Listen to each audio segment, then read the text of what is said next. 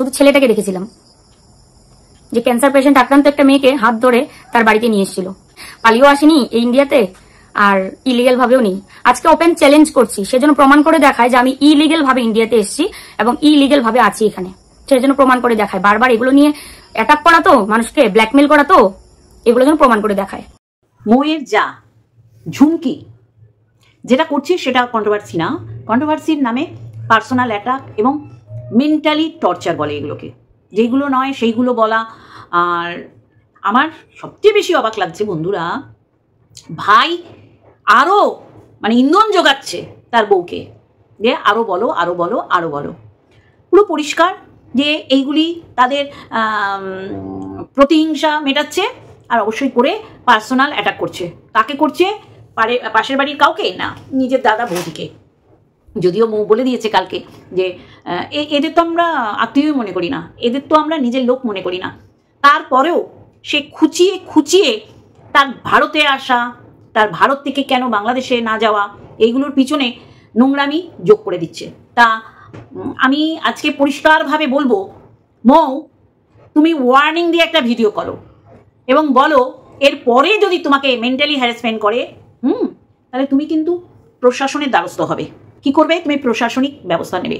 একদম তাই। দেখো, তুমি একটা চিকিৎসার জন্য ভারতবর্ষে এসেছিলে, কালকের পর কল্লোলের প্রতি আমার ভালোবাসা দ্বিগুণ বেড়ে গেল। কারণ অ্যাকচুয়ালি আমি জানতাম না যে তুমি একজন ক্যান্সারের পেশেন্ট জেনেও কল্লোল তোমাকে আপন করেছে, বিয়ে করেছে। তাহলে এর মতন মানে উদারই বলবো। দেখো, মানুষের জেনে শুনে বিয়ে করেছে, বিয়ের পর যদি ধরা পড়তো সেই ট্রিটমেন্ট করা, অন্য একটা স্বামীর দায়িত্ব কর্তব্যকে করা। বিয়ের আগে তুমি ভালো পেশে যখন জানতে পেরেছো যে এরকম ক্যান্সারে আক্রান্ত মৌ, তারপরে বিয়ে করেছো, হ্যাটস অফ। এরপর আমি অবাক হয়ে যাচ্ছি, এই যে ভেড়া মানে কল্লোলের ভাই, এ তো জলজ্যান্ত ভেড়া, কিন্তু এই ভেড়ার কপালে দুর্যোগ নেমে আসতে চলেছে। একেবারে বলে দিলাম। কিন্তু জানো তো, জনস্বার্থ মামলা করা যায় যে মৌকেই করতে হবে এরম না, মৌয়ের বরকেই করতে হবে এরম কিছু কিন্তু না। এটা আমি যদি মনে করো ওয়ার্নিং ভিডিও বলতে পারো, বা সচেতনতা করছি সেটাও মনে করতে পারো। কারণ যেই সমস্ত ইঙ্গিত দিচ্ছে এই ভেড়ার বউ, চুমকি, অরিজিনাল নাম বলার দরকার নেই, যে সমস্ত কথা বলছে প্রত্যেকটা উইথ প্রুফ তাকে প্রমাণ দিতে হবে। ঠিক আছে?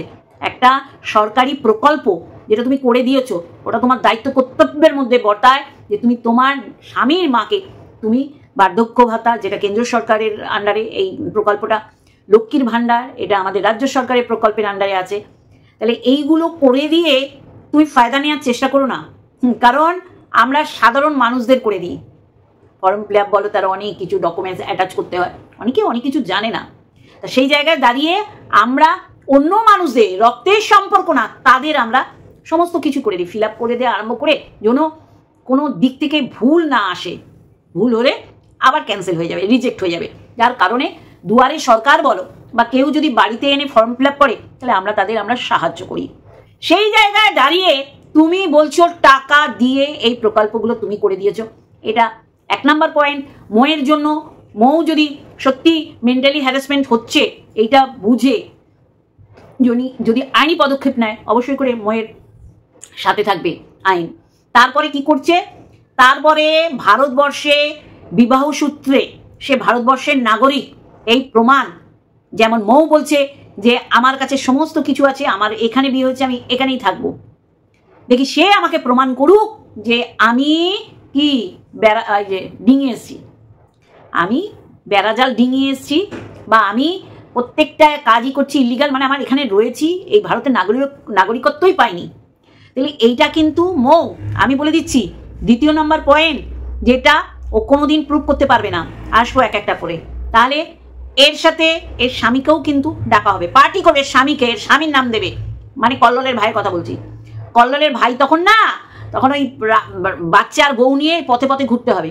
মাথার মধ্যেও নেই এদের একটা ছোট্ট বাচ্চা মেয়ে আছে, তার ভবিষ্যতের কথা চিন্তা করে এরকম আনসান বকেই চলেছে। এই চুমকি জানে না যে এর হাজবেন্ডের চাকরি নিয়েও টানাটানি হতে পারে। বারংবার আমি কিন্তু বলছি, কারণ যেই এলিগেশনগুলো দেয়া হচ্ছে মৌয়ের এগেনস্টে, সেগুলো কিন্তু মাত্রা অতিরিক্ত হয়ে যাচ্ছে।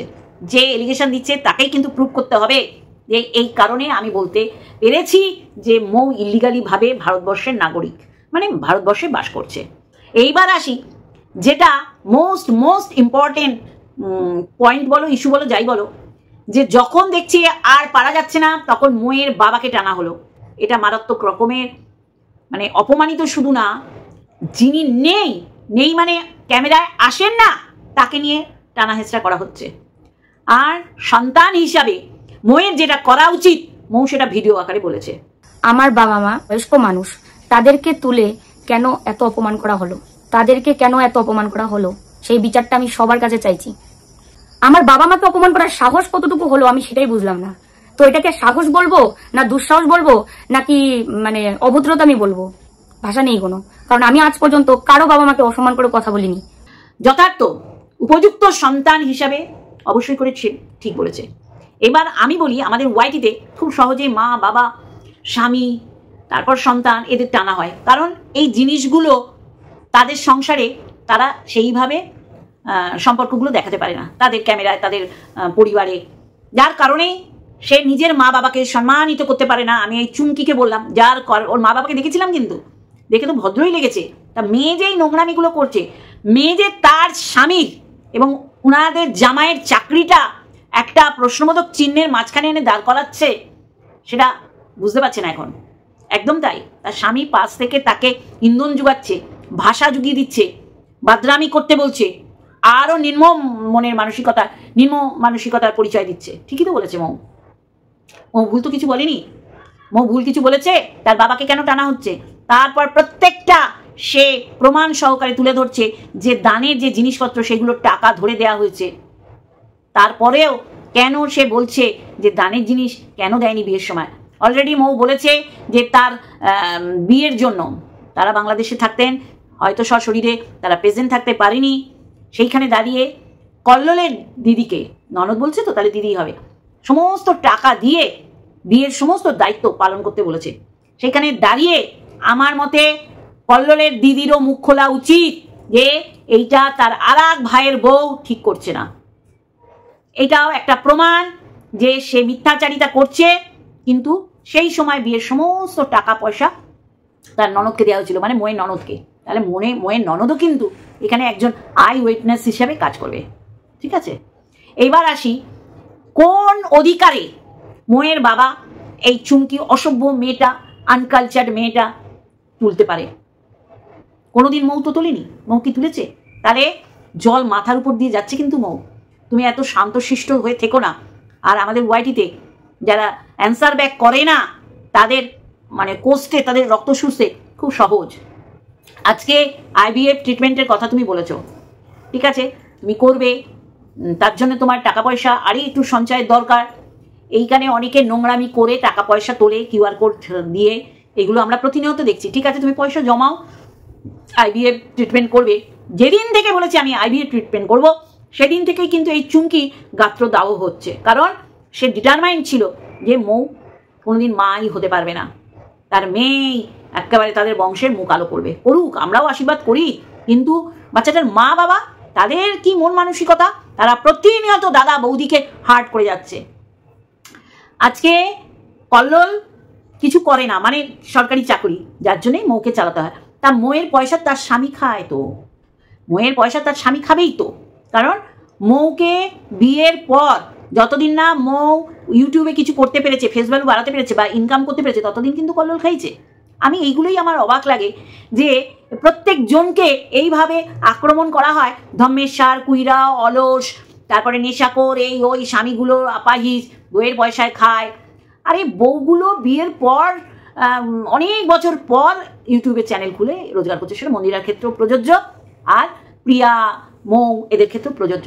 তারপর মৌ যদি দেখে আমার স্বামী আমাকে খাওয়াতে পারে, সেইখানে কোনো রকম সমালোচনা হয় না। যখনই একটা মেয়ের রোজগারে তার স্বামী খায়, সেটা হয়ে যায় সমাজের চোখে খুব বড় অন্যায়। কিন্তু সমাজে অনেক অন্যায়গুলোকে সাপোর্ট করা হয়, মদত দেওয়া হয়, সেগুলো কিন্তু অন্যায় না। সমাজে বলেনি স্বামী থাকতে অন্য পুরুষে আসক্ত হও, আর এই আসক্ত ব্যাপারটাকে ক্রমাগত দালাল নামক একজন সে কিন্তু সাপোর্ট করে গেছে। তাহলে এটা সমাজ বহির্ভূত ক্রিয়াকলাপ।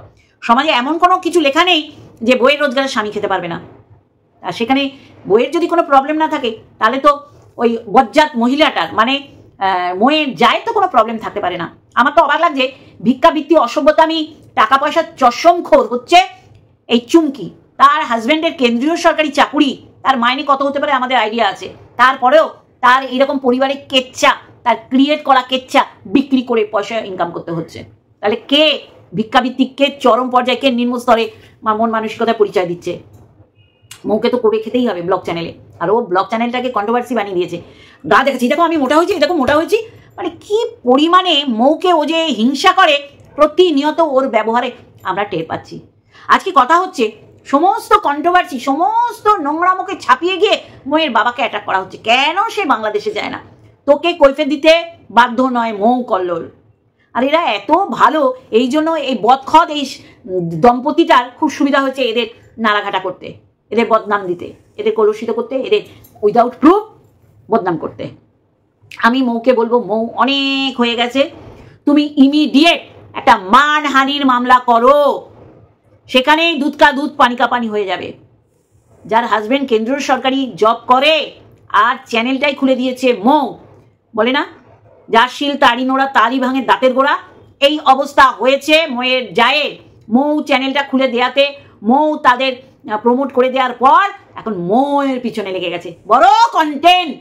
জায়ের কে? মৌ। মৌকে বিক্রি করে প্রতিনিয়ত খাচ্ছিস। তোদের কি বিক্রি করবে? বিক্রি করার মতন মাল তোরা?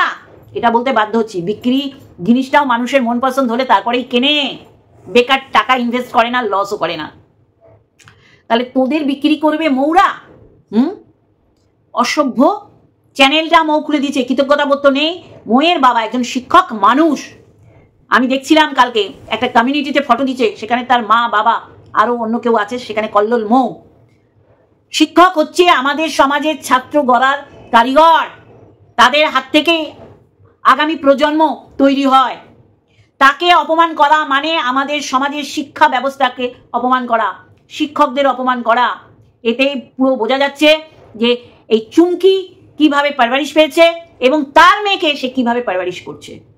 আর মদতদাতা তার ঘরের স্বামী। তাই আমি বলছি, খুব সংযত হও। তুমি যা যা এলিগেশন দিচ্ছ, টাকা তো আত্মসাৎ করেছো, করে লিকুইড মানি না রেখে দেন কানের দুল কিনেছো, যে কানের দুল তোমার মেয়ের লাগবে লাগুক। কিন্তু শাশুড়ির দুটো সন্তান, মেয়েও আছে, কিন্তু তাদের অজান্তে আর এক সন্তান টাকা তুলতে পারে না, কারণ শাশুড়ি কিন্তু অন্য ছেলের বাড়িতে।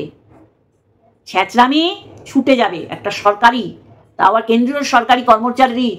তুমি স্ত্রী, ভুলে যেও না তুমি যা অন্যায় করছো তোমার স্বামী খুব সহজেই ফেসে যাবে।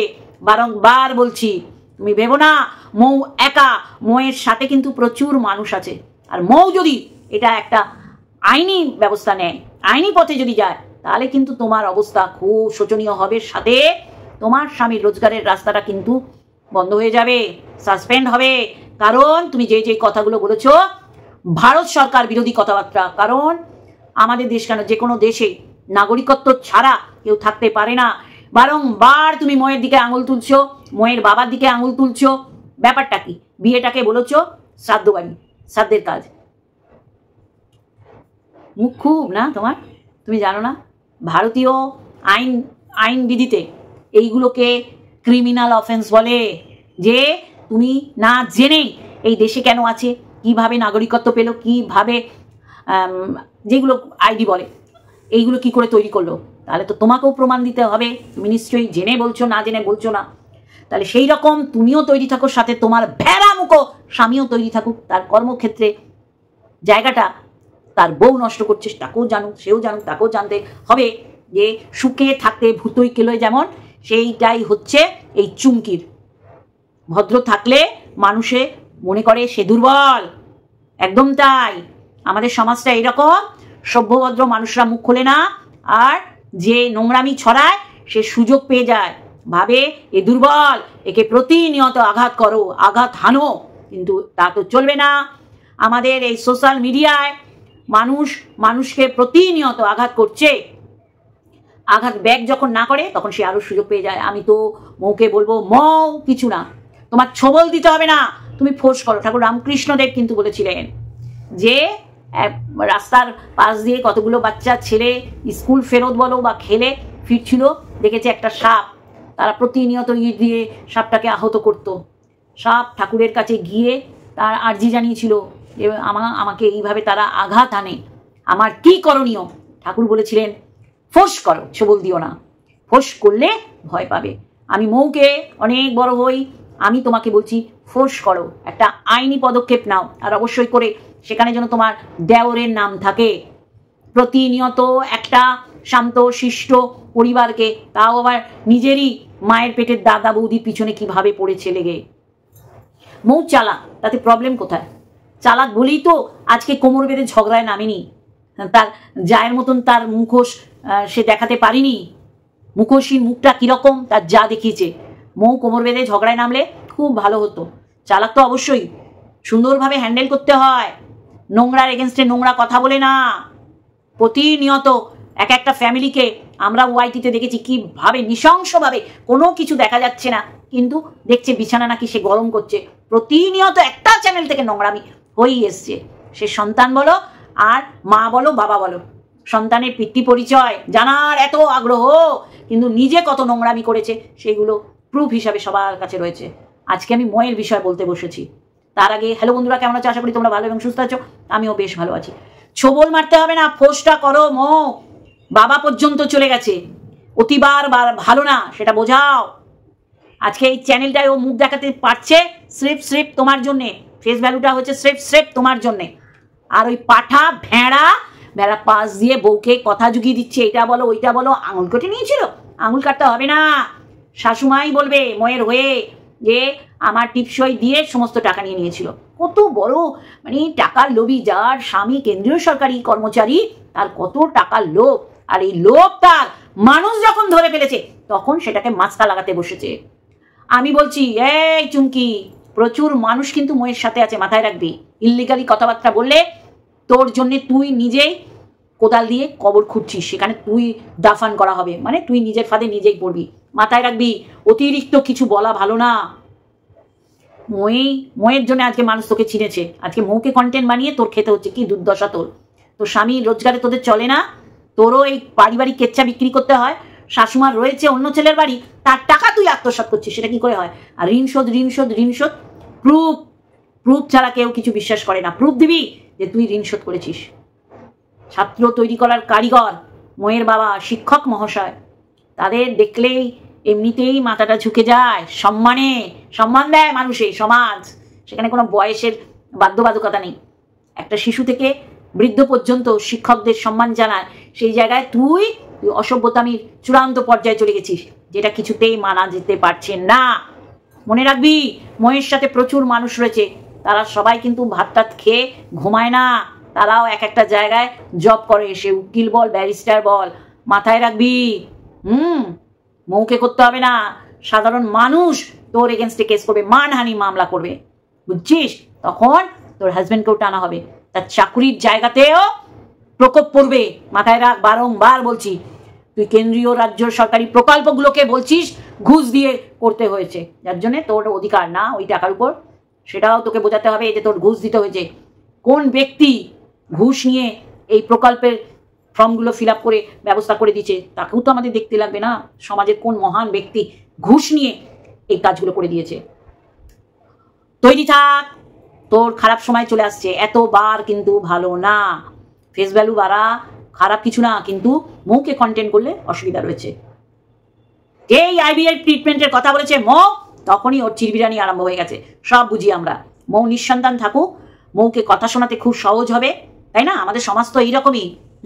কিন্তু ময়ের জন্য আমি গলা ফাটাচ্ছি। একই অবস্থা আর একজনের, তাকে কেউ আহারে উহুরে করে না, কারণ সে ভরা কোলগুলো শূন্য করবে বলে আঙুল তোলে। বাচ্চাদের মৃত্যু কামনা, বাচ্চার বংশ পরিচয়, বাচ্চার পিতাকে এইরকম নানান অভিনব প্রশ্নে জর্জরিত করে। তাই জন্যে তার সাথে কেউ থাকে না।